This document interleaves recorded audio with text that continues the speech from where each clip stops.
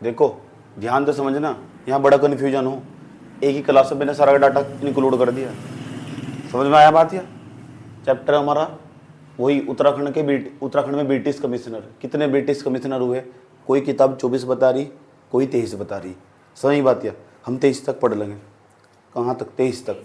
बस उसी चीज़ को पढ़ेंगे जहाँ तक सवाल आएंगे। ऐसा कभी आने का ही नहीं कितने कमिश्नर थे, 23 24 ऐसा करके। तो आज जो हम समझने वाले हैं ना, मैंने सारा डाटा एक डायग्राम के माध्यम से समझाने की कोशिश करी। सारा एक चार्ट में लेकर चला मैं अपने मैथमेटिक्स का यूज़ करता हूँ। समझ में आई बात? है आ जाओ देखो, अपने फिजिक्स का इस्तेमाल करता हूँ मैं। यहाँ तक स्टार्ट करते हैं। गवर्नर हुआ था क्या कल वाली क्लास में मैंने तुम्हें समझाया था।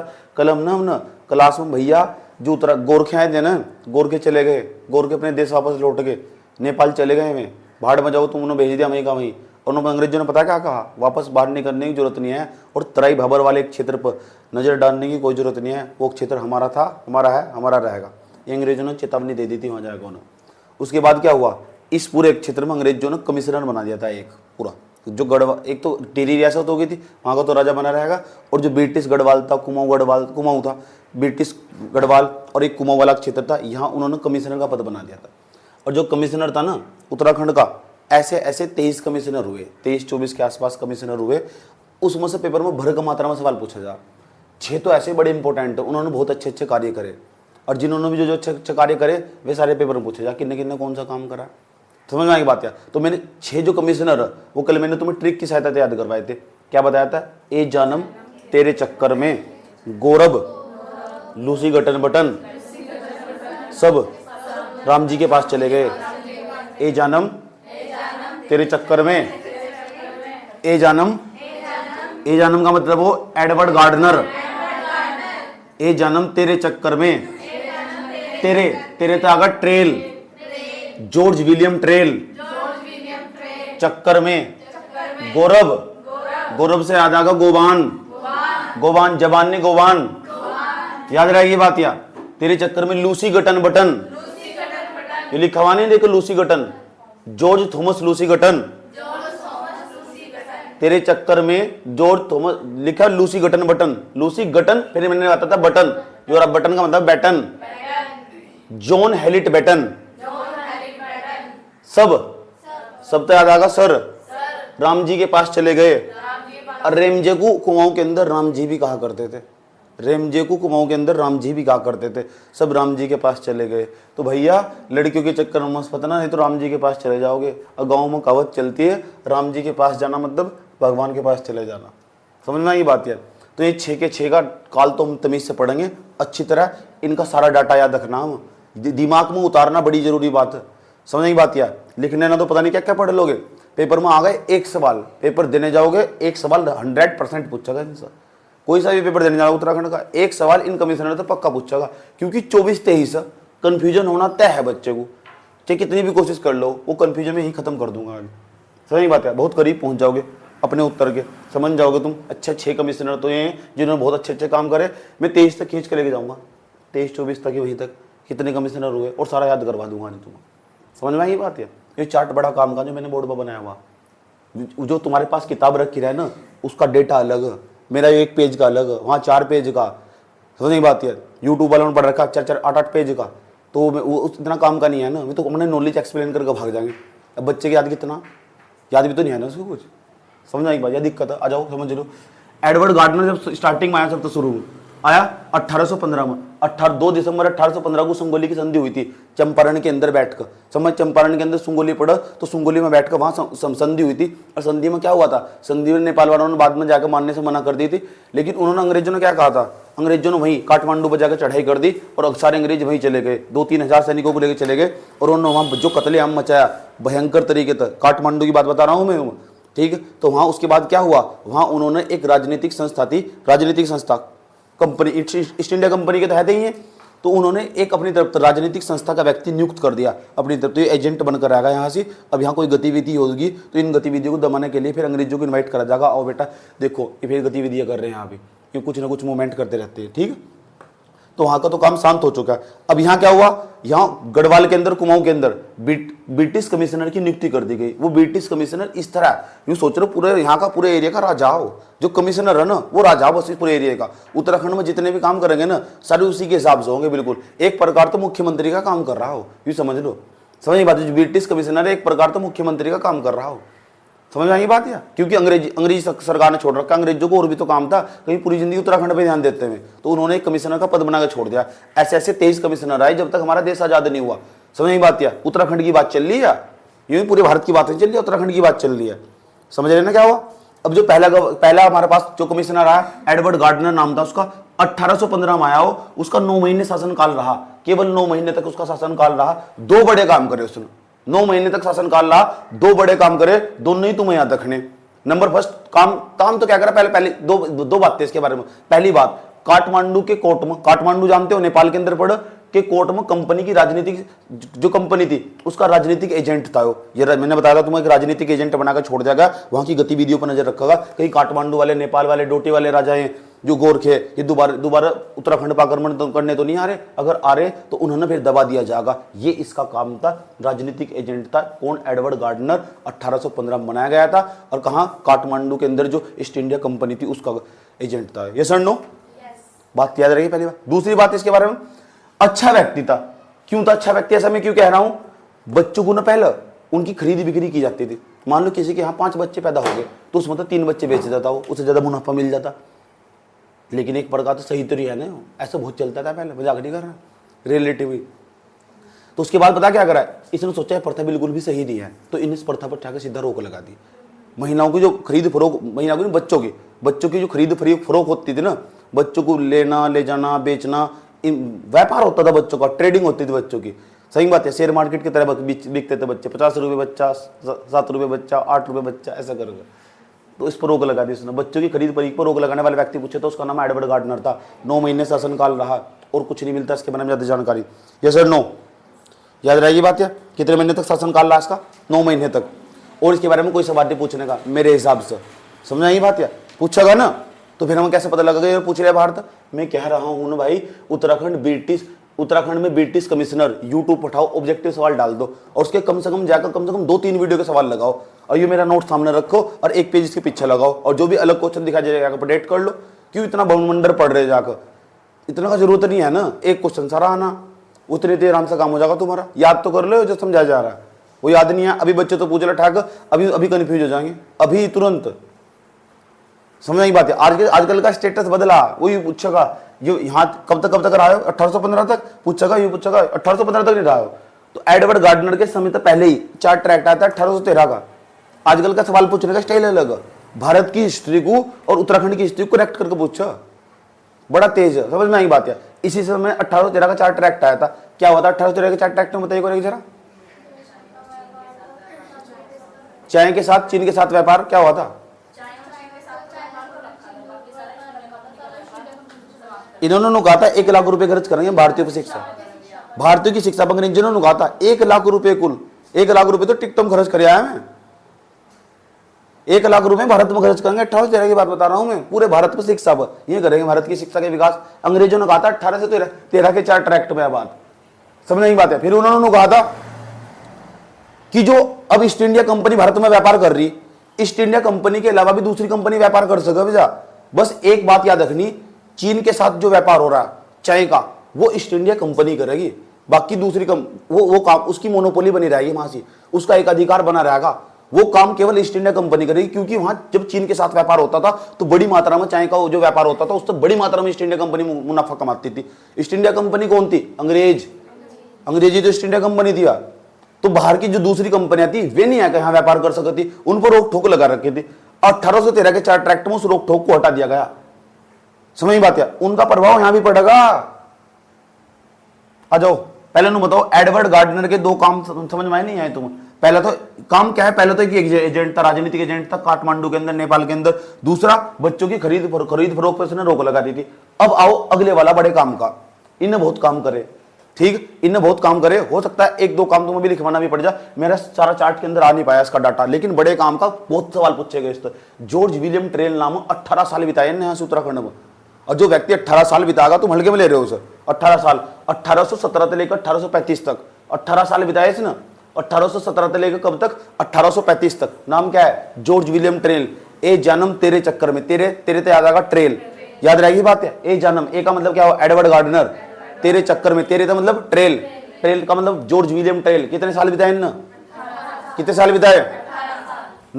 सबसे पहला सवाल, जब शुरू के 2 साल रहे, एक तो 35 और एक 36, 35-36 साल में, 1835 का साल था, 1836 का साल था, यो कार्यवाहक कमिश्नर रहा। इसका मतलब इसको परमानेंट नियुक्ति नहीं हुई, से भी एडहोक कमिश्नर है एक प्रकार का हो, बस हाँ कर दिया गया। अभी तुम सभी की सहमति नहीं आती, एडहोक कमिश्नर बना दिया गया 2 साल के लिए से। ये भी सवाल पूछा हुआ कि ऐसा कौन सा कमिश्नर था जो सबसे पहली बार से कार्यवाहक कमिश्नर के रूप में नियुक्त किया गया। बद्रीदत्त पांडे के इतिहासकार अपनी किताब में लिखते हैं, मैं एडवर्ड गार्डनर को वास्तविक संस्थापक मानता ही नहीं।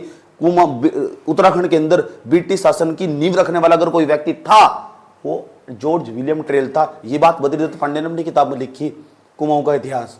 समझ में बात है, यस और नो, कोई प्रॉब्लम नहीं तक समझ में आ रहा है क्या कहने की कोशिश करी जा रहा हूं। एडवर्ड गार्डनर को उत्तराखंड के अंदर ब्रिटिश का जो पंजा जमाने का वास्तविक संस्थापक नहीं माना जाता, इसे माना जाता है जॉर्ज विलियम ट्रेल को। याद रहेगी बात यार। तो कार्यवाहक कमिश्नर भी हुई है, वास्तविक संस्थापक भी हुई है। किसका वास्तविक संस्थापक, किसका वास्तविक संस्थापक, ब्रिटिश सत्ता का वास्तविक संस्थापक उत्तराखंड के अंदर। उत्तराखंड के अंदर ब्रिटिश सत्ता का वास्तविक संस्थापक इसे जॉर्ज विलियम ट्रेल को माना जा।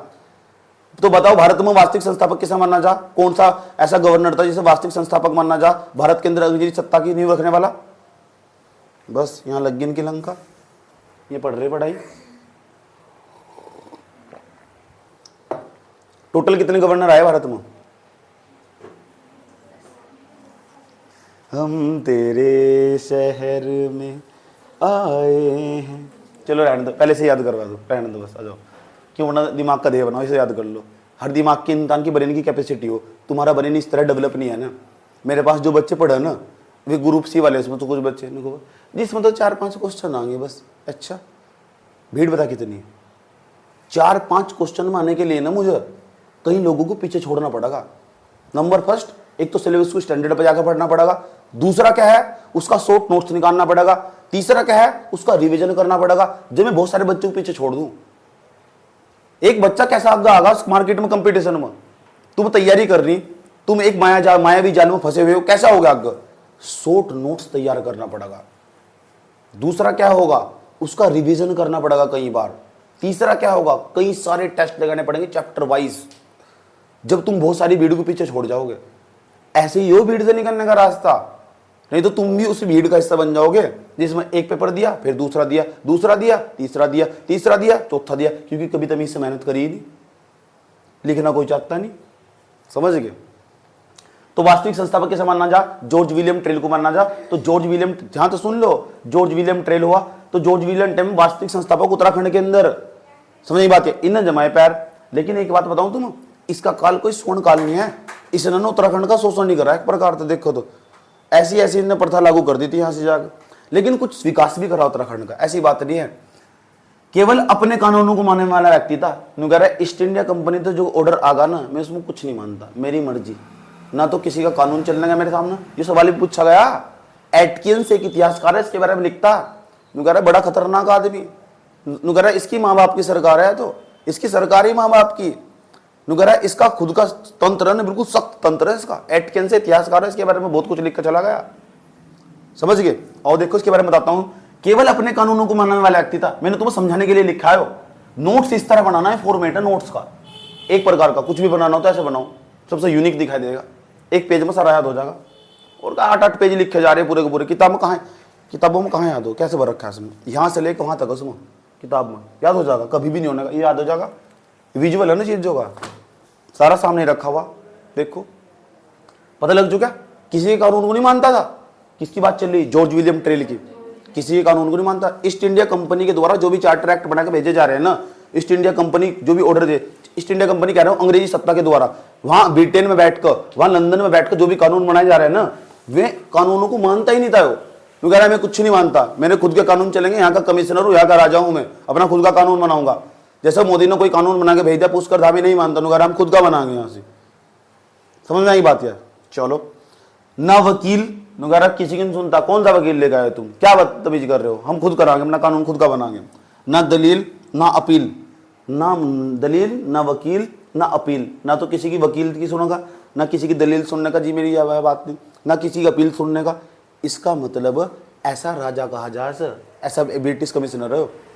समझ में आई बात है। पेपर में पूछा जा, पता क्या पूछा जाएगा, ये पूछा जाएगा ना वकील ना अपील ना दलील का कमिश्नर किसे कहा जाता है, यही तो वही जॉर्ज विलियम ट्रेल। इसका शासन ऐसा ही रहा, याद रहेगी बात यार। उसके बाद क्या हुआ, मां बाप तथा सख्त तंत्री सरकार थी इसकी, जिसकी सरकार मां बाप सरकार कह दो, मां बाप सरकार तथा सख्त तंत्री की सरकार थी इसकी। याद रखिए बात ये, सख्त तंत्र खुद ही दिखाई दे रहा होगा तुम्हें। इंपॉर्टेंट बात क्या है, हिंदू धर्म के प्रचार प्रसार का आरोप लगता था इस पर, है ये ईसाई खुद हिंदू धर्म का प्रचार प्रसार करता है। मेरा जॉर्ज विलियम टेल की बात बता रहा हूं मैं तुम्हें। इसने ना यहां हरिद्वार से लेकर ये केदारनाथ तक का मार्ग पूरा का पूरा निर्माण नहीं करवाया था। यहां हरिद्वार नहीं जाते का तुम, ये केदारनाथ का निर्माण ही नहीं करवाया था पूरा। यात्रियों के लिए बहुत अच्छी अच्छी व्यवस्था करवाई थी इसने। हिंदू धर्म को प्रमोट करता था ईसाई होने के बावजूद भी। ये बहुत अच्छी बात थी उस जमाने में, क्योंकि ईसाई भारत में, कुछ लोग इतिहासकार आरोप लगाते हैं कि अंग्रेज भारत में इसलिए आए थे ताकि वे अपने ईसाई धर्म को प्रचार प्रसार कर सके। यस, कुछ बहुत सारे इतिहासकार आरोप लगाते हैं, समझ में बात है, ताकि हम हमारी संस्कृति को नष्ट कर सके। समझ में आई बात है, इतनी बात बताओ समझ में आई नहीं आई। और कुछ काम करे सर जी ना, हाँ काम तो करे भाई इसने। 1815 में इसने डाक सेवा भी शुरू करी। कई बार पेपर में पूछा हुआ कि डाक सेवा शुरू करने वाला कौन सा ब्रिटिश कमिश्नर था, उसका नाम जॉर्ज विलियम ट्रेल है। डाक सेवा पता क्यों शुरू करी थी इसने, अल्मोड़ा से श्रीनगर के बीच में डाक सेवा शुरू करी।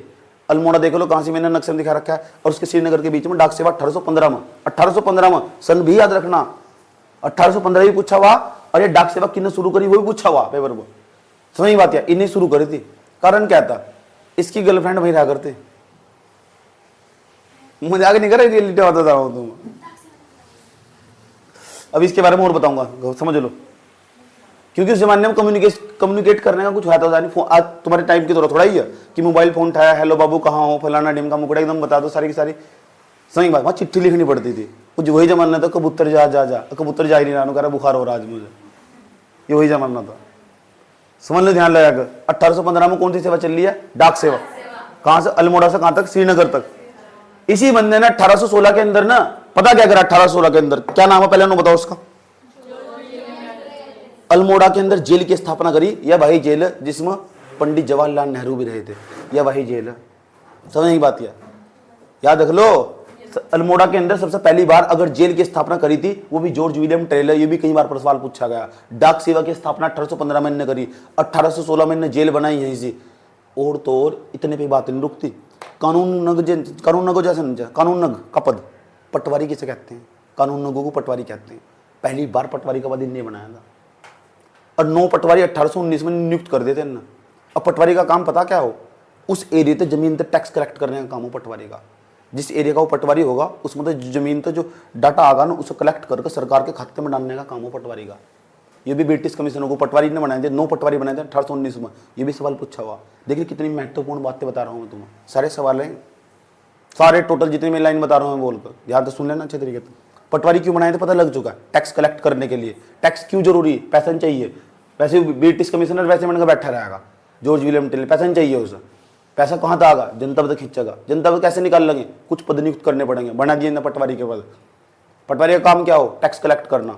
सही बात है। तुम्हारे पास जो हो, तुम साइन सुइन करवाओ पटवारी के, होते नहीं तो पैसे नहीं लेता हो, पैसे लेने वो सारा राज्य सरकार के खाते में जा, पहले ब्रिटिश कमिश्नर के खाते में जाता था वो। समझ में आई बात है, ठीक। वही तो राज्य सरकार का टैक्स हो। 1819 में पटवारी के पद को का सर्जन नहीं करा, याद रहिए बात है। और बताओ जी सर जी, और क्या लिखना, अभी मैं यहां लिख नहीं पाया हूं, तुम अपने नोट्स में ऐड ऑन करना सर। इसने ना पहले पता क्या दिक्कत हुआ करती, पहले दिक्कत यह हुआ करती थी, लोग ना बेगार करवाते थे, तो यहां कुली बेगार प्रथा चलती थी। कुली जानते हो कुली किसे, जो सामान लेके जाओ। इनके बीवी को बच्चों को ढोने का काम वैसे किसी को बुला लिया, कुली बना दिया किसी को, उनको चलो मेरी बीवी को उठाएगा 5 किलोमीटर ऊपर पहाड़ पर चढ़ाकर उन्होंने बोलेगा चलो मेरे बच्चों को उठा के लेगा, 1 रुपया नहीं देना है। ये सब कुली बेगार प्रथा कहते हैं। कुली बेगार, बेगार मतलब पैसे काम करवा लेना, पैसे नहीं देना। समझ में बात है, कुली बेगार ऐसी प्रथा चला रखी थी। तो लोग इन्हें सोचा यार ये प्रथा सही नहीं है, कहीं ना कहीं इसमें शोषण तो ही रहा। समझ यही बात है। इसने क्या करा, खच्चर सेना का निर्माण कर दिया। ये पूछा जा तुमसे कि खच्चर सेना थी, वो कौन सा कमिश्नर था, ब्रिटिश कमिश्नर, जिसने खच्चर सेना का निर्माण करा था। और करा था तो कौन से सन में करा था? सारे सन याद होने चाहिए, कुछ ही सन है ज्यादा, सारे सन नहीं पढ़ने। मैं जो याद करूंगा याद कर लो बस, इतने तक काम चल जाएगा तुम्हारा। 1817 से लेकर 1835 तक जॉर्ज विलियम ट्रेल मैं याद करवाने आया हूँ, रट्टा नहीं मरवाने, पूरा सारा सुनूंगा क्या बता रहा हूँ। खच्चर सेना का निर्माण करवाया ना, क्यों करवाया? ताकि कुली बेकार प्रथा इसे अच्छी नहीं लगी बिल्कुल भी, और सही भी नहीं आती वह। कह रहा है इसे रिप्लेस कर दूंगा मैं, इसे हटा दूंगा, और नई खच्चर सेना का निर्माण कर दिया इसने 1822 में। कब? 1822 में। ये सर नो लगा दी इसने खच्चर सेना। चलो ये भी होगा। अल्मोड़ा जेल मैंने बता दिया ना, डाक सेवा मैंने बता दिया। अल्मोड़ा जेल कब बनी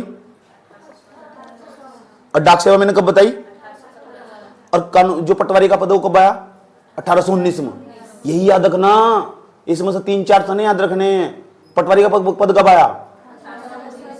अच्छा, डाक सेवा कब लागू हुई? याद रहेगी बात यार। अब हमारे पास आया आबकारी विभाग।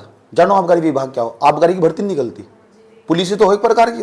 आबकारी विभाग जो ठिकानों पर छापे मारती फिर जा, समझ नहीं बात यार, उसे बोलते हैं आबकारी पुलिस। ये आबकारी विभाग इन्हें बनाया था 1824 में, 1822 में। कब बनाया? 22 में। यहां लिखना तुम्हें बात, इसमें जॉर्ज विलियम ट्रेल के द्वारा बहुत काम करे गए। पेपर में जब सवाल आगा ना, क्या तो जॉर्ज विलियम ट्रेल साहब, क्या फिर वो रेमजे साहब, याद रखना बात यार। मैंने कहा था तुम्हें चैप्टर के लास्ट में फंडा बताऊंगा, 2 चीजों के साथ रिस्क लेना तुम्हें। जब पढ़ लोगे तो फिर तो रिस्क लेने की क्या जरूरत पड़ रही, जब पढ़ लोगे ना इतना याद कर लोगे, फिर रिस्क लेने की क्या जरूरत पड़ रही। तुक्का भी मारना, 2 बाई मारी हो, इतने ज्यादा सवाल पूछो, याद रहेगी बात है। ठीक है, लेवल पेपर का लेवल अच्छा बना रखा हो टॉप का, तो फिर अंदर से जाकर सवाल पूछेगा, लेकिन इससे बाहर नहीं जाएगा। इससे बाहर जाकर सबका गलत होगा, उसके याद नहीं होने का इतना। हर इंसान की कैपेसिटी हो याद करने की, समझ गए? यस और नो?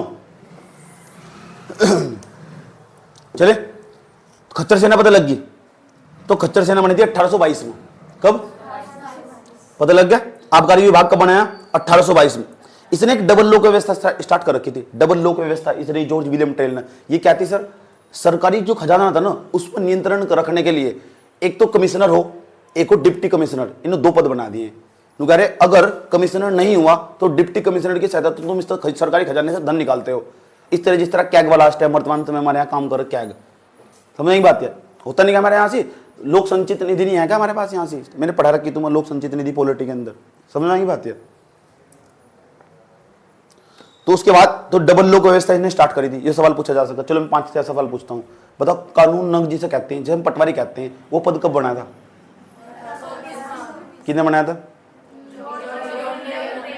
किसने बनाया था? खच्चर सेना कभी स्टार्ट हुई थी? 1822 में। किसने स्टार्ट कर दी? किसने? George William trail. अच्छा, जॉर्ज विलियम ट्रेल का कार्यकाल कब तक रहा? 1817 से लेकर 1835 तक। भैंस की आंख होगा तुम, हो गया था क्यों? ठीक है। खच्चर सेना किसने बनाई? डाक सेवा कब शुरू हुई? भूल गए? डाक सेवा यार। अल्मोड़ा जेल की स्थापना कब हुई? 1816 में। याद रही बात यार। चलो, कोई प्रॉब्लम यहां तक? अच्छा, डबल लोक व्यवस्था किसने स्टार्ट करी? डबल लोक व्यवस्था पता लग गया ना, सरकारी खजाने पर नियंत्रण रखने के लिए। इतना सारा पैसा आ रखा था, पटवारी की मदद से पैसा कब आ रहा, उस पर नियंत्रण 2 व्यक्ति रखेंगे। एक तो कमिश्नर होगा, एक डिप्टी कमिश्नर होगा। डबल लोक लग गया उस पर, इसे बोलते हैं डबल लोक व्यवस्था। याद रहेगी बात यार। 1829-30 में इसी बंदे ने पता कुमाऊं के अंदर किसके नदियों पर सबसे पहली बार सस्पेंशन पुल, सस्पेंशन कहते हैं झूलते हुए पुल। देखिए यहाँ तो झूलते हुए पुल हो नदियों पर। सस्पेंशन का मतलब क्या हो? झूलना। तो झूलने वाले जो पुल 1829 में सबसे पहली बार इन्हें स्टार्ट करे थे। पूछा जा सस्पेंशन झूलों का निर्माण, सस्पेंशन झूले कह दो, पुल कह दो। लक्ष्मण झूलन देखा तुम ना, पुल की तरह ये काम करो, है क्या हो। तो इसमें हम कहने लगे तो सस्पेंशन पुल हो, जो सस्पेंशन पुल हो, उनका निर्माण सबसे पहली बार 1829 में इसी व्यक्ति ने करवाया था। याद रखना बात, जॉर्ज विलियम ट्रेल। अब मैं थोड़ा सा इससे बाहर निकल रहा हूँ और थोड़ा भारत की हिस्ट्री में प्रवेश कर रहा हूँ, जो मैंने तुम्हें पहले ही कहा था। देख लो 1817 से लेकर 1835 के बीच में जॉर्ज विलियम ट्रेल था। इसी के समय में ही मालवाड़ी बंदोबस्त शुरू हुआ था, इसी के समय में ही रैयतवाड़ी बंदोबस्त शुरू हुआ था। ये सवाल पूछा जाना चाहिए, पूछता आजकल ऐसा सवाल। समझ बात है, वो सब जानता किताब में क्या लिखा हुआ, किन्ने क्या किताब छाप रखी।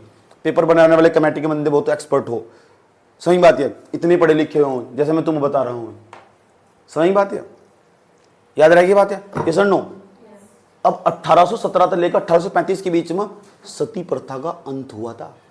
1829 में लॉर्ड विलियम बेंटिक ने करा था, और उसकी राजा राम मोहन राय के प्रयासों से करा था, हल्के में नहीं ले सकते। 1817 से लेकर 1835 के बीच में ही सबसे पहली बार 1833 का एक चार्टर एक्ट भी आया था। इस बात को भूलना मत बिल्कुल भी। और तो भर भर का सवाल पूछा, 1833 के चार्टर एक्ट में क्या प्रावधान करा गया था? जो चीन के साथ चाय का व्यापार हो रहा था ना, उसकी भी मोनोपोली पूरी तरह समाप्त कर दी गई थी। अब कोई भी कंपनी आकर चीन के साथ भी व्यापार कर सकती है, सही बात यार। उसकी मोनोपोली, उसका एक अधिकार समाप्त कर दिया गया था। यूं नहीं है अब ईस्ट इंडिया कंपनी बस चीन के साथ चाय का व्यापार करेगी। अगर बाहर तो कोई यूरोप की दूसरी कंपनी भी आई ना, वह भी चाय का व्यापार चीन के साथ कर सकती है। ये 1833 के चार्टर एक्ट में एक स्पेशल प्रावधान करा गया था, समझ गए। इतना डाटा दिमाग में होना चाहिए जब जाकर पेपर देने जाओगे, नहीं तो फिर पेपर भूल जाओ। ऐसा 360 तुम्हारा दिमाग घूमना चाहिए, समझ की बात है। जब तुम्हारा दिमाग 360 नहीं घूमता ना, ऐसा करके पढ़ाई करनी पड़ा, जोड़ जोड़ कर, तोड़ तोड़ कर नहीं, जोड़ जोड़ कर। इसलिए मैं बीच बीच में चलूंगा, पहले यहाँ तक का डाटा समझा। भूल तो नहीं गए? डाक सेवा कब शुरू हुई? पक्का? अच्छा चलो बताओ, अल्मोड़ा में जेल की स्थापना कब हुई? किसने करी? ठीक है सब, जो ट्रेल ना, ठीक है, कोई दिक्कत तो नहीं। खच्चर सेना कब बनी? कब? भूल तो नहीं गए? पक्का? चलो कोई दिक्कत तो नहीं यहाँ तक। अच्छा 1813 का चार्टर एक्ट आया था, उसमें क्या प्रावधान था?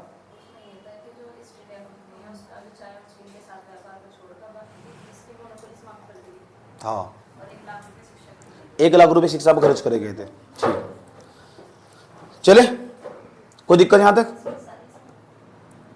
सबसे पहली बार सस्पेंशन पुरों का निर्माण किसने करवाया?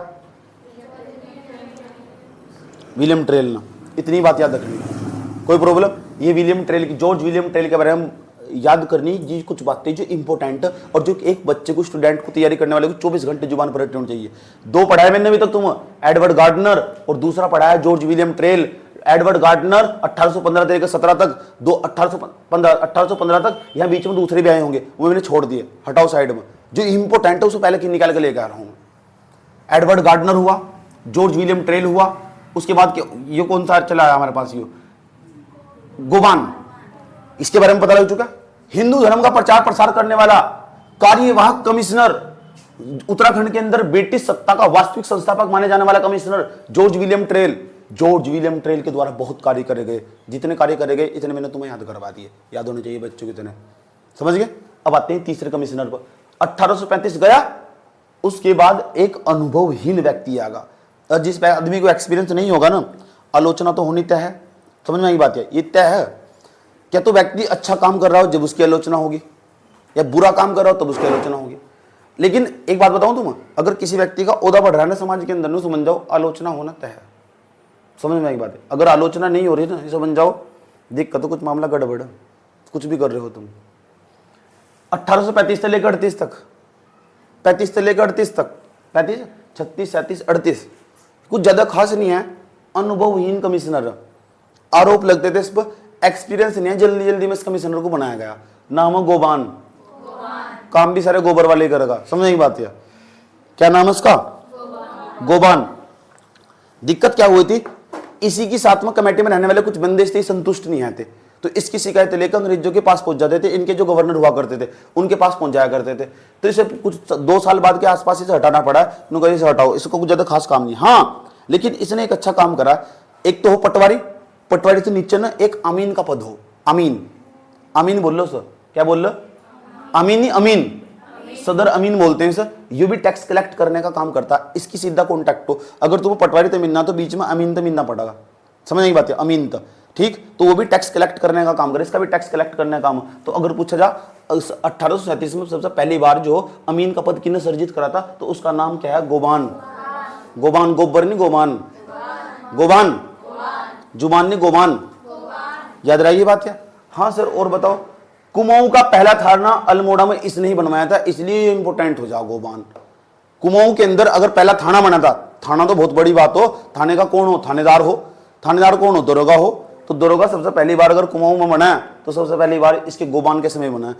तो गोबर गणेश ने कुछ अच्छा तो काम कर ही दिया, समझ बात क्या बना दिया, कुमाऊं का पहला थाना बना दिया इसने अल्मोड़ा के अंदर। यस और नो? आगे चलो, बाल और महिला, समझ बात क्या, उनकी बिक्री जिनका उन्हें बेचा जाता था पूरी तरह अंत कर दिया इसने। बच्चों पर खरीद फरोख लगाई थी, इसने क्या करा, ना बच्चे हो चाहे महिलाएं हो, आज के बाद इनकी खरीद फरोख बंद सब। सही बात है, ये इसलिए इंपॉर्टेंट हो जाए, कितना अच्छा काम करा इसने, क्योंकि महिलाओं को ट्रेड यूनियन का पहले नेपाल से महिलाओं को जाता था, बेच जाता था, आज भी चलता है महिलाओं का व्यापार। लड़कियों को बेच दिया जाता था पहले, लड़का होना शुभ माना जाता था, लड़कों होना अशुभ माना जाता था, तो लड़कियों को बेचा जाता था और महिलाओं को भी बेचा जाता था। समझ बात क्या, जितनी सुंदर ज्यादा महिला होगी ना, इतनी ज्यादा दाम में बिकती थी महिलाएं। इस तरह का हमारा समाज था पहले, बहुत गंदा समाज था। सही बात है, और जितनी कम सुंदर महिला होगी इतनी कम उसके दाम लगते थे, ऐसी प्रथाएं थी समाज में। मजाक नहीं कर रहा हूँ, रियलिटी में नेपाल के अंदर भी ऐसी प्रथाएं चलती थी, इस पूरे इलाके में बंद करवा दी इसने कहा ऐसा कुछ नहीं चलने का मेरे टाइम पर। यहाँ से कोई भी करता पाएगा ना, सीधा सजा मिलेगी उसे, और सजा मिलेगी महिंकर वाली। समझ में आएगी बात, या बंद कर दी इसने। ये सवाल पूछा जा, बाल तथा महिला विक्रय का प्रथा का अंत किसने कर दिया? महिलाओं को बच्चों को बेचना बंद कर दिया गया, किसके समय में? गोबान के समय में। कितने कमीशन पढ़ लिए तुमने? 3 हो चुके। अब जो अगले वाला आने वाला वो भी बड़ा काम का, याद रखना बात, इसका नाम है लूसी गटन। लूसी गटन, ठीक, ये लूसी गटन है, जॉर्ज थॉमस लूसी गटन। 1838 से लेकर कब तक पैर पसारने वाला हो? 1838 से लेकर कब तक पैर पसारने वाला उत्तराखंड में? ये उत्तराखंड में, भारत में? क्यों उत्तराखंड भारत में नहीं है? तुम भी यार कैसे दिख, तो उत्तराखंड में भारत में हो है? उत्तराखंड पढ़े तो उत्तराखंड में ही होगा ना, तो उत्तराखंड भारत में नहीं है, तो याद होना चाहिए जुबान पर। चलो जाओ, लूसी गटन के बारे में और बताते हैं। सर कुछ बताओ उसके बारे में। जॉर्ज थॉमस लूसी गटन, शासन काल देख लो, इतने समय तक यहां तक 48 कितने साल मान लो, 10 साल मान लो, 10 साल इन्हें शासन करा, 10 साल। कितने साल? 10 साल। ये सवाल पूछा जाएगा तुमसे, ये 2 ही साल शासन करके गया, ये 9 ही महीने शासन करके गया। ऐसा कौन सा कमिश्नर था 23 कमिश्नरों में जिसका शासन काल सबसे कम रहा? ऐसा कौन था? एडवर्ड गार्डनर तो नहीं है? नहीं है। ऐसा भी हो सको जो 2-3 महीने रहा, हाँ हो सको। इसका उत्तर तुम बताओगे मुझे, खोज को कल। मैंने सारे लिख रखे वैसे यहाँ से। मैं चाहता हूं तुम थोड़ी बुद्धि तो प्रयोग करो। ऐसा कौन सा कमिश्नर था जिसका शासनकाल सबसे लंबा रहा? लोगों के दिलों में छा गया। लोग नु कह रहे इस रेमजे को, रेमजे नहीं है, आप तो राम जी हो, मुकुट रहित राजा हो आप वे वाले राजा नहीं हो जो मुकुट पहनते हो। चले नेक्स्ट, और बताओ 1839 में ही, 1839 के अंदर ही 2 जिलों का गठन हुआ, एक तो गढ़वाल, एक कुमाऊं। ध्यान से सुन लेना, इसके समय में ब्रिटिश कमिश्नरी के अंदर ही है, ब्रिटिश कमिश्नरी के अंदर ही 2 जिलों का गठन हुआ। नंबर फर्स्ट, पहले नंबर पर एक तो गढ़वाल, एक कुमाऊं, 2 जिले बना दिए गए। किसके समय बना दिए गए? George Lucy गटन, George Thomas Lucy गटन। और चलो 1840 में केदारनाथ मार्ग पर असिस्टेंट सर्जन की नियुक्ति करी गई। क्यों? ताकि यात्रियों को असुविधा ना हो, यात्रियों की हेल्प करी जा सके। हेलो, आपको कहाँ जाना जी? केदारनाथ मंदिर जाना, जाओ आराम से। यानी यात्रियों को असुविधा ना हो, असिस्टेंट का सर्जन, ये जो असिस्टेंट का पद था ना, उसे नियुक्त कर दिया गया। ये बड़ी अच्छी बात है रास्ता बताने के लिए, कोई दिक्कत थोड़ा ही है। तो ये भी सवाल पूछा हुआ है एक बार कि बताओ असिस्टेंट सर्जन का जो नियुक्ति है वह किसने करी थी? जॉर्ज थॉमस लूसी गटन ने करी थी। मैं वही फैक्ट यहां लिखा हूं, ठीक, याद रहेगी बात है। इसके समय बेटन बंदोबस्त अधिकारी था। बेटन कौन? बेटन आगे आने वाला, कहा? जोरा, जॉन हेली बेटन, इसी के समय में ही। फिर आगे जाकर वही कमिश्नर बनने वाला। ध्यान से समझ लो, जो जॉर्ज थॉमस लूसी गटन है ना, इसी के समय में जो बेटन है वो बंदोबस्त अधिकारी है, वो बाद में जाकर वही कमिश्नर बनने वाला। याद रखनी बात है। 1842 में नैनीताल इसने नगर पालिका का गठन करा, ये भी कई बार सवाल पूछ रखा है कि नैनीताल जो नगर पालिका उसका गठन किसने कर रखा है। नैनीताल नगर पालिका का गठन इन्होंने एक्ट पारित करवाया था, कानून बनवाया था, इसका नाम है जॉर्ज थॉमस लूसी गठन। याद रहेगी बात या ठीक। बाकी तुम ऑब्जेक्टिव सवाल लगाओगे ना तो अपडेट करके लिखते चले जाना, वहां बहुत चीजें क्लियर होगी तुम्हारी। हो सकता 4-5 फैक्ट में तो छूट जा, उसका नहीं टेंशन लेना चाहिए। देखिए जितना हम पढ़ रहे इतना जुबान पर हटाना चाहिए। अच्छा ये काम इसने करा है, पेपर तो पहले भी अगर तुम इसे 2-3 घंटे पहले देख लोगे तब भी तुम्हारा काम बन जाएगा, समझ गए। आगे चलते हैं, इतनी बात बताओ समझ में आई नहीं है तो लूसी गठन के बारे में समझ में आया। चलो, गोमती नदी के अंदर बागेश्वर में पुल का निर्माण भी इसने करवाया था। गोमती नदी पे ये सवाल पूछा था एक बार पेपर में कि गोमती नदी में बागेश्वर पर पुल का निर्माण सबसे पहली बार किसने करवाया था, वो भी जॉर्ज थॉमस लूसी गठन ने करवाया था। ठीक, मैंने कहा ना क्वेश्चन लगाओगे तो कुछ नहीं क्वेश्चन नहीं मिलेंगे, आराम से ऐड ऑन कर लेना चुपचाप ठाक जाकर। क्वेश्चन लगाना बहुत जरूरी है, ऑब्जेक्टिव क्वेश्चन कम से कम 3-4 वीडियो को ऑब्जेक्टिव क्वेश्चन लगाइए। चैप्टर पढ़ते रहो 3-4 वीडियो को ऑब्जेक्टिव क्वेश्चन लगाते रहो, चैप्टर पढ़ते रहो 3-4 वीडियो को ऑब्जेक्टिव क्वेश्चन लगाते रहो, वहां तो बहुत कंसेप्ट क्लियर होगा, वहां तो पता लग जा इस पूरे डाटा में तो काम का क्या है। तुम जैसे ऑब्जेक्टिव क्वेश्चन लगाते जाओगे ना तुम तो उसमें समझ जाओ, तुम ना उस सब्जेक्ट को फिल्टर करते चले जाओगे। चाहिए तो लाइन काम की नहीं है, इसमें हटा दो उसे, सारा थोड़ा ही नाम है पर मतलब एक आधा क्वेश्चन आना है, वो कैसे पता लगेगा, पेपर देख क्वेश्चन देख कर, क्वेश्चन बहुत जरूरी लगाने। 48 से लेकर भैया 1842 में नैनीताल नगर पालिका किस समय में बनी। मैं पीछे तो सवाल पूछ लूंगा जाकर, याद रखना बात, या कान तो खींचूंगा फिर अच्छी तरह। उसके बाद 48 से लेकर 56 तक 8 साल बीत गए। 48 है ना, इस टाइम लॉर्ड डलहौजी का काल चल रहा है भारत में। इस टाइम लॉर्ड डलहौजी है ना वो पैर पसारा हुआ, और डलहौजी ना बड़ा भयंकर व्यक्ति था। उसने हड़प नीति लागू करी थी भारत के प्रत्येक, जो हड़प नीति क्या थी, जो कमजोर राज्यों से कमजोर दिखाई देता था उसे हड़प लेता था। अलग अलग प्रकार की नीति उसने लागू करी और भारत का ना विस्तार करता चला गया। भारत का विस्तार करने का मतलब ब्रिटिश साम्राज्य का विस्तार करता चला गया। मान लो पहले ब्रिटिश सत्ता इतने से क्षेत्र में थी, फिर इतने से क्षेत्र में, फिर इतने से क्षेत्र में, इतने से क्षेत्र में, इतने से क्षेत्र में। लॉर्ड डलहौजी की हड़प नीति भी 1857 की क्रांति का एक कारण बनी थी। अगर 1857 आने वाला 56 आएगा, 1857 की क्रांति आ गई जो पूरे भारत में पैर पसारी थी, जिसमें कत्लेआम मचा था। भारत के ये पहला विद्रोह था, भारतीयों के द्वारा एकजुट होने का प्रयास करा गया था कि देखो हम ना तुम्हें उखाड़ कर फेंक देंगे। भारत के पास कोई रणनीति नहीं आती, नहीं तो हम उस टाइम पे ही आज़ाद हो जाते। एक स्पेशल कोई नेता नहीं आता जो इसे लीड करके चलता आंदोलन को, समझ नहीं बात है, नहीं तो हम उस टाइम पर 1857 में ही आज़ाद हो जाते। बुद्धिजीवी वर्ग इनके साथ नहीं आता, पढ़े लिखे लोग इस आंदोलन में जुड़े हुए नहीं आते 1857 की क्रांति में, नहीं तो हम उस टाइम पे आज़ाद हो जाते। समझ में आई बात है। देखिए हाँ देखो उत्तराखंड में क्या चल रहा है, 38 से लेकर 48 10 साल वाला होगा, तो ये तो हमारा होगा जॉन हेलिट बेटन 8 साल तक शासन कराया था ना। कुमाऊं में ब्रिटिश शासन का स्वर्ण युग माना जा इसका, मैंने वहां नोट्स में लिखवाया देखो अच्छे तरीके से। कुमाऊं के अंदर जो जॉन हेलिट बेटन है ना, जॉन हेलिट बेटन है, कुमाऊं के अंदर स्वर्ण युग माना जा इसका। स्वर्ण युग कौन सा युग, स्वर्ण युग का मतलब कुछ अच्छा काम करा हुआ, हाँ करा। 20 साल बंदोबस्त इसी के समय हुआ। अच्छा ये बंदोबस्त एक साथ पढ़ाऊंगा मैं, जितने भी बंदोबस्त, विकेट बंदोबस्त क्या है, 20 साल बंदोबस्त क्या है, 80 बंदोबस्त 80 साल बंदोबस्त क्या हो, 5 साल बंदोबस्त क्या हो, सारे बंदोबस्त टैक्स कलेक्ट करने का काम हो, याद रखना बात है। 20 साल बंदोबस्त इसी के समय में हुआ। 1850 में लंदन मिशनरी सोसाइटी की स्थापना भी इसी के समय में हुई, जॉन हेलिट बेटन के समय में हुई। नोट्स को मेरे बार बार पढ़ो, क्यों, ताकि ईसाई धर्म का प्रचार प्रसार करो। अरे ये करी थी 1850 में लंदन मिशनरी सोसाइटी की स्थापना करी थी इसी के समय में, जॉन हेलिट बेटन के समय में। याद रखनी बात, ये सारे सवाल पूछे हुए पूछूंगा। क्या नाम है, लंदन मिशनरी सोसाइटी की स्थापना किसके समय में हुई, जॉन हेलिट बेटन के समय में।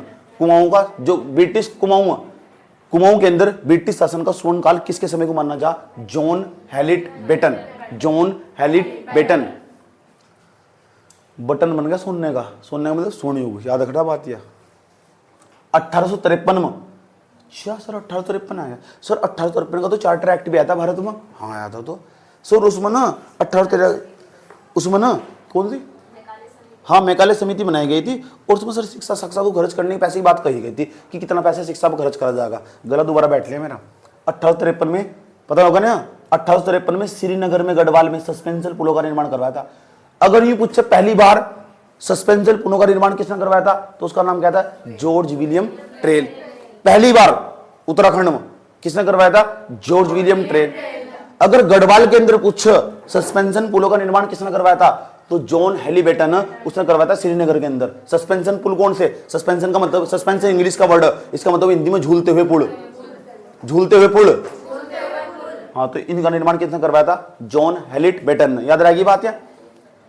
उस 1855 में ना इसने क्या करा, पहले इनका जो कार्यालय हुआ करता था, ब्रिटिश कमिश्नर था, उसका कहीं ना कहीं ऑफिस नहीं होगा, पहले इसका ऑफिस हुआ करता था अल्मोड़ा के अंदर। 1855 में ये अपना जो ऑफिस था ना, क्योंकि वहां ना दंगे होने स्टार्ट हो गए थे, जनता आक्रोशित हो रही थी, जनता क्योंकि इनका शासन ही अच्छे नहीं आया ना भाई, क्यों थोड़ा ही तुमसे सारे लोग संतुष्ट हो जाएंगे।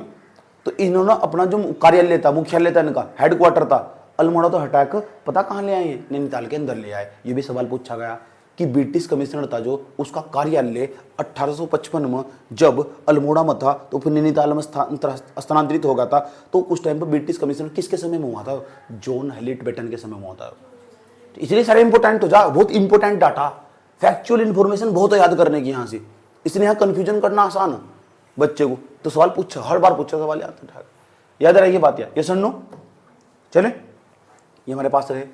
उसके बाद 1856 के बाद 1856 से लेकर 1848 के बीच में 1853 का भारत में चार्टर एक्ट आया। वो चार्टर एक्ट एक प्रकार का कानून की तरह काम करेगा। वो आया लंदन से बनकर, वो पूरे भारत में फॉलो होगा यहाँ से। उसमें शिक्षा पर, उसमें मेघालय समिति बनाई गई थी 1853 के चार्टर एक्ट में, वो इसी के समय में आ रहा है। सवाल कैसे पूछेगा, सवाल पूछेगा 1853 का चार्टर एक्ट निम्नलिखित में से कौन से ब्रिटिश कमिश्नर के समय में आया था। Answer John Halliburton. सवाल पूछेगा 1833 का चार्टर एक्ट निम्नलिखित में से किसके समय में आया था। आंसर होगा जॉर्ज थॉमस लूसीगटन। देख लो इसके बीच में, इसके बीच में ना, इसके बीच ये हो जॉर्ज विलियम ट्रेल। याद रहेगी बात है, 33 का इसके समय में आया था। याद रहेगी बात है। हड़प नीति किसके समय में लागू हुई थी, उत्तराखंड का पूछा सवाल है। हड़प नीति 48 से लेकर इस 56 के बीच में जॉन हैलीबर्टन के समय में। ऐसे चीजों को पढ़ना पड़ेगा भैया, तुम अप्रोच बदलना पड़ेगा। जो मैं बता रहा हूँ ना, बोल क्लास देखो, दोबारा लिखना सब चीजें, कहाँ कहाँ कौन सी चीजें बताई थी, वही कनेक्ट कर तो सारी डाटा याद रहेगा फटाफट देते स्पीड से। उसके बाद क्या करना, यहाँ तक तो होगा हमारा सारा काम। उसके बाद इस पर जाओ, सर हेनरी रैमजे, बढ़िया व्यक्ति था भाई, सही बात है। लोग इसकी खूब तारीफ करते हैं कुमाऊं के लोग, क्योंकि कुमाऊं का ना बेताज बादशाह है, बेताज बादशाह, इसके ऊपर कोई ताज नहीं है। मुकुट रहित बादशाह भी कहते हैं, बेताज बादशाह, मुकुट रहित बादशाह। राम जी कहते हैं, रैमजे को नाम रख दिया राम जी, बहुत अच्छे अच्छे काम करे इसने, समझ बात है। मैंने कहा हो सकता है मैं कुछ काम नहीं लिख पाया हूं, मैं बता तो रहा हूं। उत्तराखंड में ब्रिटिश कमिश्नर के ऑब्जेक्टिव सवाल यूट्यूब पर जाकर डाल लो, 2-3 वीडियो मार कर चले आओ, नोट्स में लिख लो, बढ़ेगा सबसे अच्छा नोट्स, यही तो करना।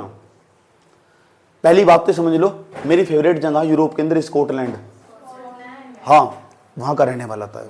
ओहो, वहां का रहने वाला था। डलहौजी का नाम सुना है? हाँ, डलहौजी वही था तो जिसने हड़प नीति लागू करी थी, लॉर्ड डलहौजी। हड़प नीति जो भारत का विस्तार करता चला था, राज्यों को हड़प हड़प का। अच्छा सर, 1848 में लागू करी थी, सुना था? हाँ, तो ये ना उसके चाचा का लोंडा था, समझ बात है। चाचा का लोंडा क्या बोल रहे, चचेरा भाई, चचेरा भाई, इसकी बात बता रहा हूं मैं तुम्हें। इसकी किसकी, सर हेनरी रैमजे की। लेकिन इसे प्रेम हुआ था पता किसका, इसकी लड़की थे, इसी लड़की से प्रेम हुआ था और उसके साथ शादी करी थी इसने। और शादी करने के बावजूद अपना घर, भाई साहब कई साल तक, 28 साल कह रहा हूं मैं, कब से कम समझ लो, कई साल, 18 रिटायरमेंट हो गया था 1884 में। कुमाऊं से इतना प्रेम हो गया था सर, 1892 तक कुमाऊं में रहा, रिटायरमेंट होने के बावजूद भी। फिर अपने देश तब जाकर वापस गया वो, समझ में आई बात है। इतना प्रेम हो गया था, एक स्थान से कितना प्रेम हो जाए, लंबे समय तक रहते जब वहां से, उसकी एक चीज से प्रेम हो जा, समझ आई बात है। ऐसे ही होगा इसके साथ भी। देखो, पहली बात तो से प्रेम हुआ लूसीगटन की लड़की पुत्री से, लूसीगटन की पुत्री भाई। और जब प्यार हुआ होगा जिन गलियों में, तो गलियां इसकी प्रेम रही होगी जरूरी, तो कहाँ छोड़ देगा उन्होंने, आधा तो टाइम इसमें गुजार देगा। दुनिया का सबसे बड़े बेरोजगार तो मुझे नजर आ रहा है। याद रखिए बात है, चचेरे भाई थे इसके, विवाह हुआ लूसीगटन की पुत्री से। कुमाऊं के लोग क्या क्या नाम देते हैं इस, राम जी साहब, बेताब बादशाह, पट्टी बढ़िया बढ़ा रखी है ना, मिट्टी मिट्टी गोली पूरी दे रखी है लोगों को, ताकि इसका भी द्रोह ना करें। मुकुट रहित राजा, ये नाम है इसके, ये भी मैंने नहीं दिया नाम, पूछा जा पेपर में तुमसे। निम्नलिखित में से मुकुट रहित राजा के नाम से कौन से ब्रिटिश कमिश्नर को जाना जाता है? Ramsay, Henry Ramsay, sir Henry Ramsay, वही जिसने लूसीगटन की लोंडी को, लड़की के साथ जो अफेयर चल रहा था जिसका, समझ आई बात है, ये वही है, समझ आई बात है। जो डलहौजी के चाचा का लोंडा वही है, समझ आई बात है। पहाड़ी बोली बोलने में सक्षम था, कितना तेज था, पहाड़ी बोली सीख ली। समझ नहीं बात क्या? पहाड़ी बोली सीख ली क्योंकि लोगों तो जुड़ाव ज्यादा महसूस हुआ ना, फिर लोग विद्रोह ही नहीं करने के। और तो और लोगों के घर में बैठकर जाकर मंडवे की रोटी भी खा जाता है वो आराम से। राजा है ब्रिटिश कमिश्नर है। आज के समय का राहुल गांधी होगा वो, आज के समय का राहुल गांधी है पक्का।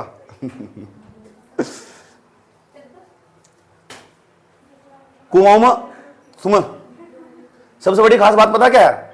जब ये लोग आ जाते हैं ना, इनके सामने कुआं के लोग आ जाते हैं आसपास, अंग्रेजों को कहता था अंग्रेज मत आओ यहां से। अंग्रेज होने के बावजूद खुद अंग्रेजों का ही विरोध कर रहा है। देख लो कुआं के अंदर 1800, कल मैंने तुमने बताया, देखो एक तो तराई भाबर वाला जो क्षेत्र उधम सिंह नगर वाला, कल मैंने उत्तराखंड का मैप बना रखा था, तो उधम सिंह नगर वाला जो इलाका है ना पूरा का तराई भाबर वाले क्षेत्र में, इसने वहां का विकास करने के लिए, सुन लो रेमजे के बारे में, रेमजे के बारे में बहुत सवाल है। क्या तो सवाल पूछेगा हेनरी रेमजे था, क्या पूछेगा जॉर्ज विलियम ट्रेल्स, याद रखना बात क्या, जिसके बारे में ज्यादा डाटा बनती सवाल पूछेगा। समझ गए? क्या तो इसको पूछेगा सवाल, क्या उसको पूछेगा जॉर्ज विलियम ट्रेल्स। चले अब इसकी क्या खास बात है, कुमाऊं के अंदर ना इसने तराई भाबर का विकास करने, इसके उत्तराखंड के अंदर तराई भाबर जो क्षेत्र उसका विकास करने के लिए इसने सोचा यार पैसा कहां से आएगा, तो उसने एक फंड का निर्माण कराया। वो फंड पूछा जा कब बनाया गया, और उस तो उसने तराई भाबर क्षेत्र का विकास करा, वहां नहरें बनवाई, सिंचाई के लिए सुविधाएं करवाई, बहुत सारे काम करवाए हेनरी रेमजे ने।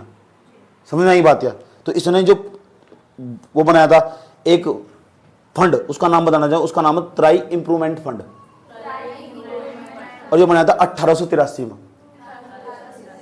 कहाँ आया? 1883 में। देखो 1883 में तराई इंप्रूवमेंट फंड बनवाया था इसने, याद रही ये बात है। लेकिन दिक्कत पता क्या हुई, इसके समय में 1867 में एक भूस्खलन हुआ, और भूस्खलन हुआ, ये पहला ऐसा व्यक्ति याद रखना जिसने पूरे उत्तराखंड के अंदर आपदा के लिए सबसे पहली बार प्रयास करा, आपदा को सुधारने का। सही बात है। 1867 में इसके समय में भूस्खलन हुआ, और जब 1867 में इसके समय में भूस्खलन हुआ ना, तो वही बात है, तो इसने ना इसके भूस्खलन हुआ क्यों उसका पता लगाने के लिए एक कमेटी बनाई थी, हिल साइड सेफ्टी कमेटी। ये भी पूछा हुआ पेपर में कि बताओ हिल साइड सेफ्टी कमेटी है कौन सा ऐसा जो ब्रिटिश कमिश्नर ने बनाई थी, वो यही काम है। मैंने बताना आपदा के लिए जो काम करा इसे नहीं करना स्टार्ट करा इन्होंने, किसी ने कोई काम नहीं करा आपदा के लिए। हिल साइड सेफ्टी कमेटी लिखना सब नोट्स के अंदर ही हो, किताबों में भी लिखा हुआ है सब, ऐसे ही करके लिखते चले जाना, चार्ट बड़ा सा बढ़कर बनाना, ऐसा करके याद करने में से नहीं रहा। जैसे मैंने चार्ट बनवा रखे तुम, याद रहेगी बात। किसकी बात चल रही है यहाँ से? कितना कितना शासन रंगाले इसका, कितने साल? याद रहेगी बात है। इसने पहली बार वैज्ञानिक तरीके से विकेट बंदोबस्त भी करवाया। विकेट बंदोबस्त, अब तो सोचते हैं विकेट बंदोबस्त क्या हो, थोड़ा सा टाइम दो, मैं सारे बंदोबस्त ही एक्सप्लेन कर दूंगा। समझ में बात है। विकेट बंदोबस्त सबसे पहली बार इसने नहीं करवाया। मैंने कहा ना ऑब्जेक्टिव क्वेश्चन लगाओगे तो बहुत कुछ क्लियर होगा, बहुत कुछ क्लियर होगा। याद रहेगी बात यार। चलो आगे चलते हैं भैया। हाँ एक और, इसके समय में क्या हुआ था, दिक्कत क्या होगी थी, इसके समय में कुष्ठ रोग फैल गया था इसके राज्य में, इसके एरिया में। तो इसने ना जो जितने भी कुष्ठ रोगी थे उन्हें सबको अलग ही निकाल लिया था ताकि मैं दूसरों में कुष्ठ रोग ना फैला हो। इसलिए कुष्ठ आश्रम की स्थापना इसने करवाई थी हेनरी रेमजे ने। कुष्ठ आश्रम की स्थापना लिख रखा मैंने, हाँ 1854 में कुष्ठ आश्रम की स्थापना इसने करवाई थी। आपदा के लिए सबसे पहली बार प्रयास इसने करा, ये वही व्यक्ति है। कुमाऊं के लोगों के दिलों में राज करने वाले व्यक्ति सर हेनरी रेमजे। भले तुम इसके काल को तुम स्वर्ण काल कह लो, कहाँ गया हो, जॉर्ज जॉन हेलिट बेटन के काल को तुम स्वर्ण काल कह लो, लेकिन लोगों के दिलों में कुमाऊं में राज करने वाले व्यक्ति है सर हेनरी रेमजे। सही बात है ये सर? नो कोई दिक्कत यहां तक?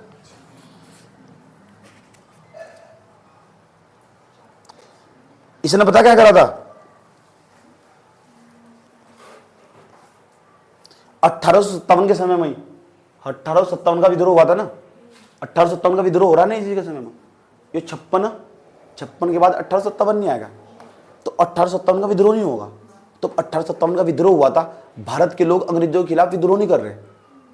उस समय उत्तराखंड का जो ब्रिटिश कमिश्नर था वही था सर हेनरी रेमजे। ये पूछा गया सवाल, यही पूछा गया 1857 के विद्रोह के समय उत्तराखंड का ब्रिटिश कमिश्नर कौन था, सर हेनरी रेमजे था। समझ बात है। इसका भी तो विरोध हुआ होगा क्योंकि ये भी तो अंग्रेज था, झेलना पड़ा ऐसे भी आलोचना, क्योंकि 1857 की चिंगारी काफी दूर तक फैल चुकी थी, काफी दूर तक पूरे भारत में फैली थी लगभग। सही बात है। लेकिन 1857 का जो विद्रोह हुआ था भारत में, क्या वो अखिल भारतीय विद्रोह था? अखिल भारतीय विद्रोह होता क्या हो? अखिल भारतीय विद्रोह का मतलब क्या पूरे भारत में हुआ था क्या हो? नहीं, गांधी जी के आने से पहले कोई भी विद्रोह अखिल भारतीय विद्रोह होने का ही नहीं। असहयोग आंदोलन हुआ था 1920 में, वो पूरे भारत में फैला था। महात्मा गांधी थे पहले दुनिया भारत में किसी की ताकत नहीं हुई इतने सारे लोगों को एक साथ इकट्ठा कर ला। महात्मा गांधी की हिम्मत तो देखो तुम, 1915 में आए और 1948 तक 42 तक जब तक भारत छोड़ो आंदोलन चला तब तक उन्होंने किस तरह पैर जमाए रखे। एक व्यक्ति 3-4 अटेम्प्ट देकर हार मान कर बैठ जा, वो सुस्ती पड़ जा उसके अंदर पेपर देकर। महात्मा गांधी के देखो कितने सारे अटेम्प्ट गए।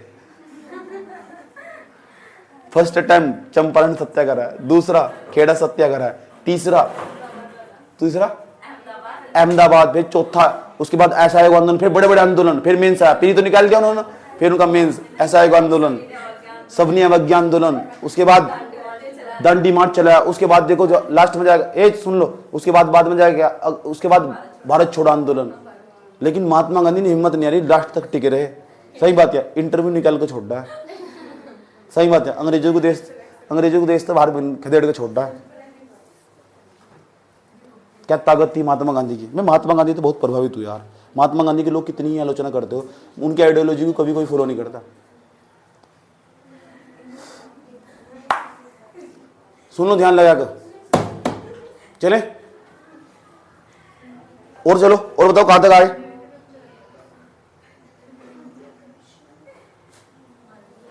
क्लास जवान काट। सुन लो, राम जी की बात आएगी। 1833 में से ट्राई इंप्रूवमेंट फंड बनाया, 1883 में, 1867 में इन्हें हिल साइड सेफ्टी कमेटी बनाई। क्यों बनाई? यहाँ लैंडस्लाइड हो गया था, वहां से भूस्खलन आ गया था यार। ये भूस्खलन है ना, भूस्खलन का पता लगाने के लिए कैसे आया, कारण क्या है, ये बनाई सबसे पहली बार हिल साइड सेफ्टी कमेटी। उसमें एक्सपर्ट बैठाए, भूगोलवेता बैठाए, मेरे जैसे जियोग्राफी पढ़ने वाले इंसान बैठाए। यार बताओ ना कैसा आया हो। उन्होंने रिसर्च करी, एक्सपर्ट कमेटी ने अपनी रिपोर्ट सौंपी, उसने बताया क्या बताया जी, पता नहीं लगा कैसा आया। आगा जाओ। ये पूछा गया पेपर में, हिल साइड सेफ्टी कमेटी जो बनाई गई थी या किसके समय में बनाई गई थी? सर हेनरी रेमजे के समय में। 1854 में कुष्ठ आश्रम की स्थापना कर दी इसने। कौन सा? कुष्ठ रोगी, उनके लिए अलग आश्रम बना दिया, नहीं तो कुष्ठ रोग ज्यादा फैल जाता, दिक्कत खड़ी हो जाती। ये ऐसे काम करके चला गया सर हेनरी रेमजे। ठीक है, वो भी कोई बात नहीं। एक इसने ठेकेदारी प्रथा पर समाप्त कर दिया था इसने। ये भी पूछा जाएगा सवाल, ठेकेदारी प्रथा किसने समाप्त करी थी? इसने समाप्त करी थी। समझ बात है, क्वेश्चन लगाओगे पता लग जाएगा तुम, ये सारे पर्सन पूछ रखे। ठीक, ये सर नो।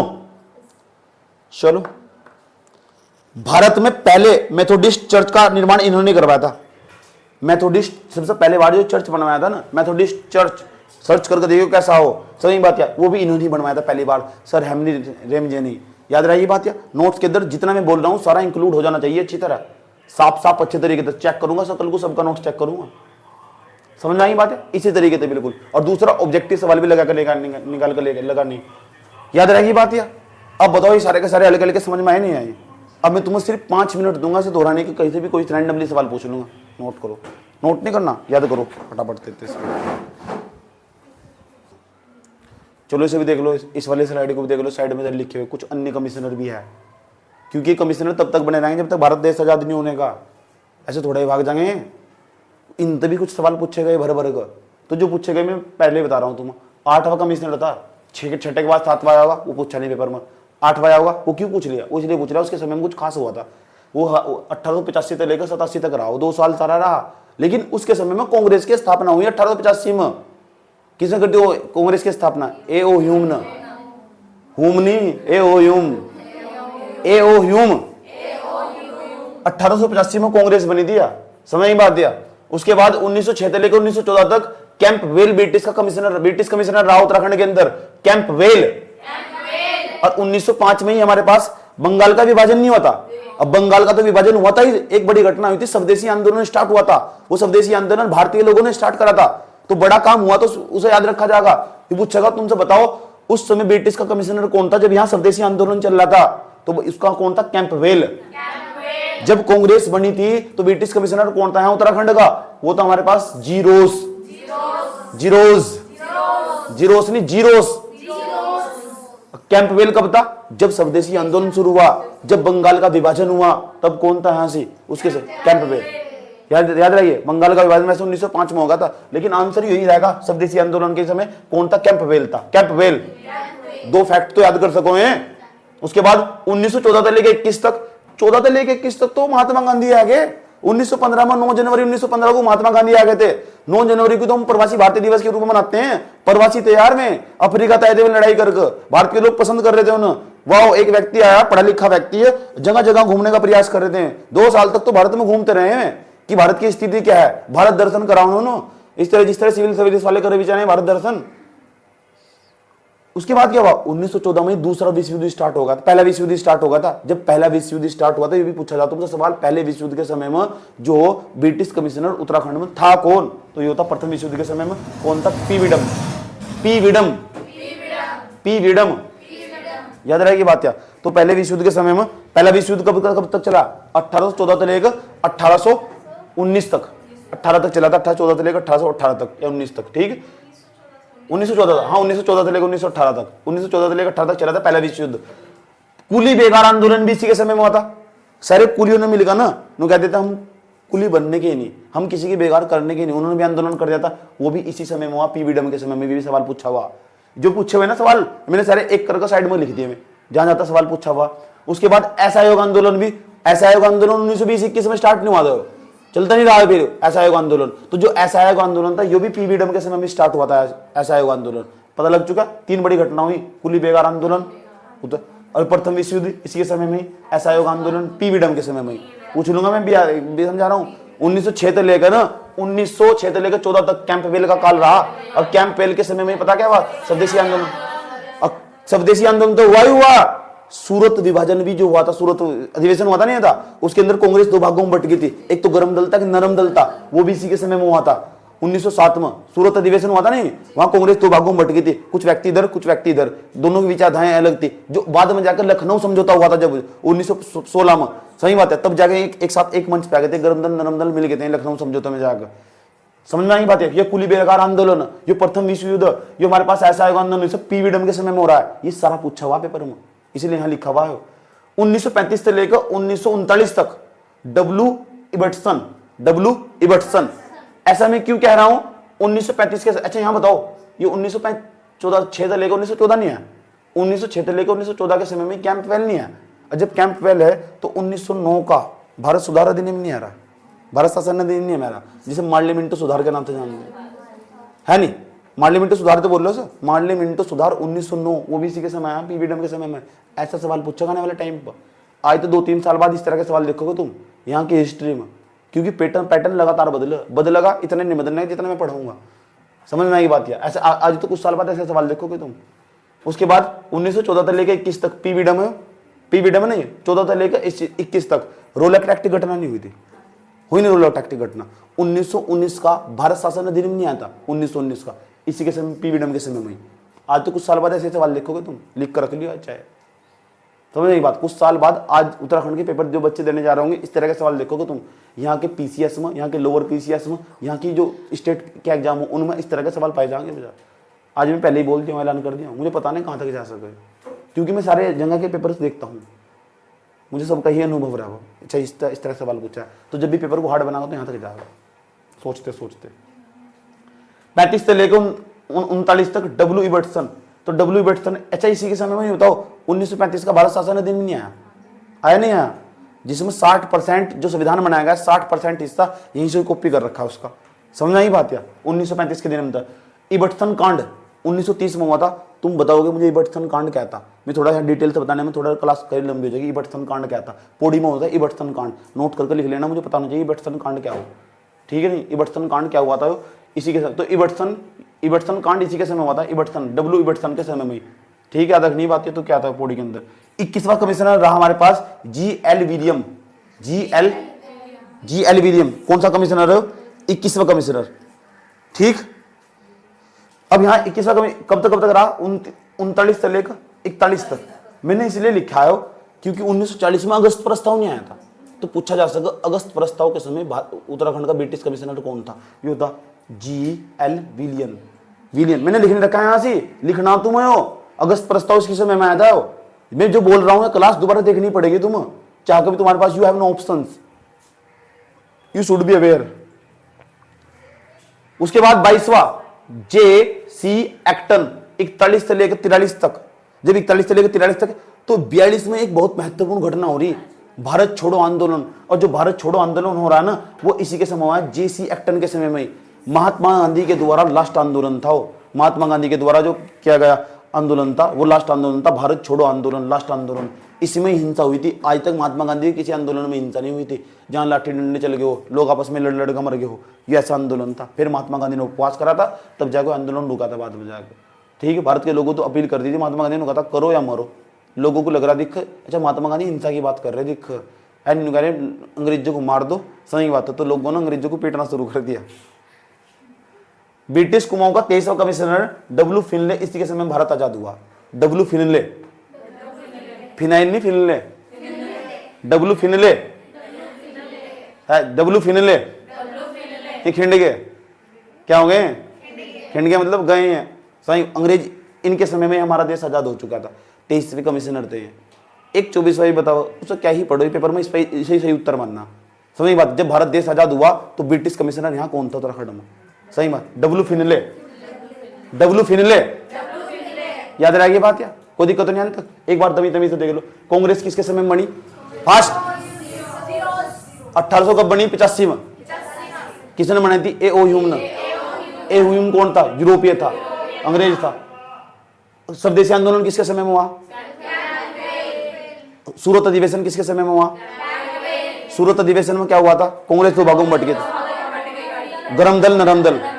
गरम दल, गरम दल के नेता कौन थे? लाल बाल पाल, लाल बाल पाल, लाल लाला लाजपत राय, बाल विपिन चंद्र, बाल गंगाधर तिलक, बाल पाल विपिन चंद्र पाल। 3 व्यक्ति थे। ये कौन थे? ये में थे जो गरम दल में थे। गरम दल, याद रहेगी बात यार। ये एक साथ कब मिल गए थे? लखनऊ समझौते में। कब हुआ था? 1916 में लखनऊ समझौता। लखनऊ में बैठकर समझौता हुआ था, चलो गरम दल नरम दल वाले एक साथ आ जाओ, बहुत तुम नाराज रह लिए। समझ बात यार, ठीक। उसके बाद क्या हुआ? 1914 से लेकर 1921 तक पहला विश्व युद्ध नहीं हुआ। तो फिर यहाँ का ब्रिटिश कमिश्नर कौन था? P विडम, P विडम।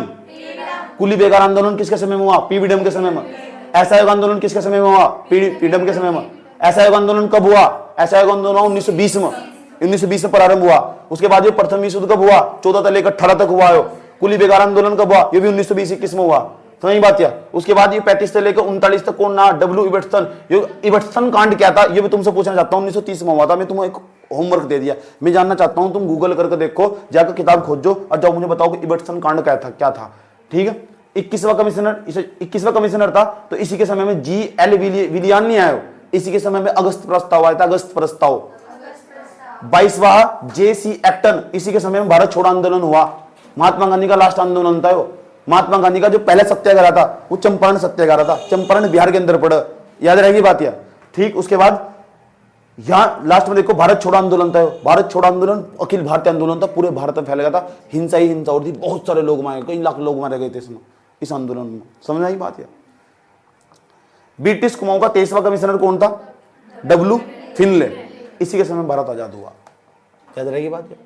ठीक। और कैसे पता लगा सर हम ऐसा क्या करें कि जो हमारे चैप्टर और भी बढ़िया बन जाए? सवाल पूछेगा जब उत्तराखंड का पेपर देने जाओगे ना, एक सवाल पक्का इसका, कभी कभी 2 भी आ जा, लेकिन एक सवाल तो फिक्स है यहाँ तक।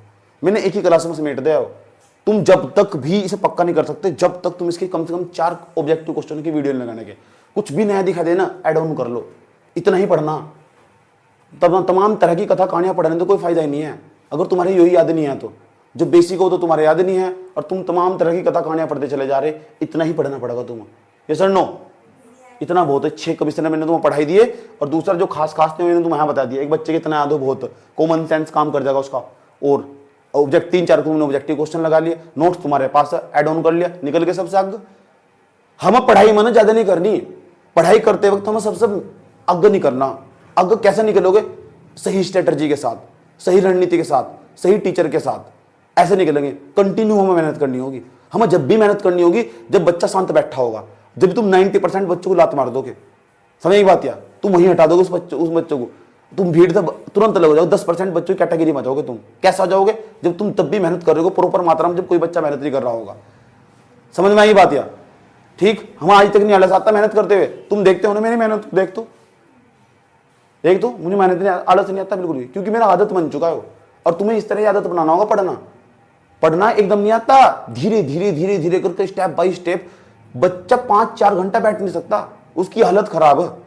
सही बात है, उसको नौकरी चाहिए सर, ऐसे थोड़ा ही नौकरी मिल जाए, बिल्कुल भी मेहनत करनी पड़ा, स्पेशल यूनिक मेहनत करनी पड़ा, अलग तरीके वाली मेहनत, बिल्कुल समझ में आई बात है। रणनीति बनानी पड़ा, हर चीज की स्ट्रेटजी हो, सही सोर्स डिसाइड करना पड़ेगा, सही टीचर को डिसाइड करना पड़ेगा, कितना ऑब्जेक्टिव सवाल लगाना वो डिसाइड करना पड़ेगा, टेस्ट डिसाइड करना पड़ेगा, बहुत चीजें हो भाई, समझ में आई बात है। ये सर नो, इसके बाद हम क्या करेंगे, कल को हम आगे बढ़ेंगे और देखेंगे उत्तराखंड के अंदर तो ये अंग्रेजी पैर पसार चुके, अब इन्हें धक्का कैसे देना है, अंग्रेजों कैसे भगाना। अंग्रेजों के खिलाफ आंदोलन होगा नहीं होगा उत्तराखंड में भी? यस, अंग्रेजों के खिलाफ भारत में तो आंदोलन हुए, उत्तराखंड में भी आंदोलन हुए अंग्रेजों के खिलाफ। हम अंग्रेजों को बुला तो लिया था हमने, सही बात है। प्रद्युमन शाह का जो पुत्र था सुदर्शन शाह, उसने अंग्रेजों को इन्वाइट तो कर लिया था, अब इन्हें यहाँ तक निकालने का नंबर आ लिया, सही बात है। अब उत्तराखंड के लोग भी इनसे बोर हो चुके। समय फिर हम देखेंगे उत्तराखंड के लोगों का क्या क्या योगदान है, क्या क्या इतना योगदान दिया उन्होंने अंग्रेजों को भगाने में, दिया भी नहीं दिया, बहुत ही कम योगदान उत्तराखंड के लोगों का, बहुत ही कम, ना के बराबर, सही बात है। अभी तो तुम पैदा हुए सन 2000 में, तो कुछ गिने चुने लोग उत्तराखंड के जिन्होंने जो भारतीय राष्ट्रीय आंदोलन में भूमिका निभाई, महात्मा गांधी के साथ कदम से कदम मिला के चले, महात्मा गांधी जी तुम साथ साथ चलो, हम भी उत्तराखंड तो तुम्हारे साथ साथ आ रहे, हम अंग्रेजों को भगाने में मदद करेंगे तुम्हारी, इन्होंने बहुत नुकसान कर दिया। ऐसे लोगों का नाम पता होना चाहिए, कौन कौन से आंदोलनों में पता होना चाहिए, कितने लोग मरे हुए पता होना चाहिए, किन्ने किन्ने भाग लिया था किस आंदोलनों में पता होना चाहिए। ये कल से पढ़ना स्टार्ट करेंगे हम, याद करना बड़ी इंपॉर्टेंट चीज़ है। इधर भारतीय राष्ट्रीय आंदोलन पढ़ रहे होंगे, तुम ऐसे लगने का तुम उत्तराखंड की हिस्ट्री पढ़ रहे, मैं यहाँ लाइन खींच दूंगा कल को, इधर का मैं उत्तराखंड की हिस्ट्री, इधर तुम उत्तराखंड की हिस्ट्री डिस्कस करूंगा, इधर भारत की, तुम तोड़ ही नहीं सकते हो सर, आधी हिस्ट्री तुम्हारी इधर ही याद हो जाएगी। सही बात है, आधुनिक भारत का इतिहास है ना तुम्हारा, वो साइड में वहीं की साइड में डिस्कस करता चला जाऊंगा सारा का सारा। देखो यहाँ ये हो रहा है, यहाँ ये हो रहा है उत्तराखंड में, उत्तराखंड में इधर से इधर जा रहे हैं, समझ गए। इस तरह का कनेक्टिविटी महसूस होनी चाहिए सब्जेक्ट में। ये आज की क्लास बहुत फैक्चुअल थी, लेकिन याद करना पड़ेगा तुम्हें सर, और याद करने का सबसे बढ़िया तरीका, तुम इस तरह बोर ना हो, बार बार इसे मत पढ़ो, 4 ऑब्जेक्टिव वीडियो लगा लो कोई इस जगह जिसमें बढ़िया बढ़िया क्वेश्चन दे रखे हो, कुछ भी नहीं दिक्कत तुरंत ऐड ऑन, आलस मत दिखाओ बिल्कुल भी, ऐसे ही आगे निकलोगे। ठीक, लोग करते हैं आज की क्लास में।